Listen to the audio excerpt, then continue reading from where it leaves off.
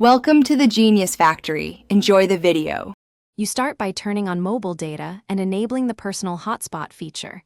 This gives the other phone an access point. Make sure you set a clear SSID and a secure password so the connection is reliable and private. Once done, select the appropriate Wi-Fi band, use 4 GHz for better range or 5 GHz for faster throughput. Also, verify the hotspot visibility and device limit, so the incoming phone can find and join immediately without hitting a connection cap.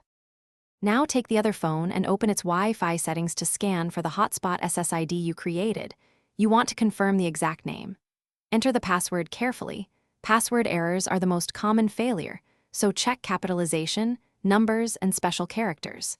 If both phones support QR code sharing or Bluetooth tethering, use those to speed the process and reduce typos. Make sure the other phone's Wi-Fi is enabled and that airplane mode is off. Then wait for the connected status to appear. Finish by confirming internet access on the joined phone. Open a website or run a quick speed test to validate throughput and latency. If pages won't load, toggle Wi-Fi off and on, or disable and re-enable the hotspot on the host phone. This often clears DHCP or routing hiccups. Make sure the host has sufficient mobile data and that carrier tethering isn't blocked. If problems persist, restart both devices and as a last resort reset network settings on the joining phone, which clears corrupted Wi-Fi profiles.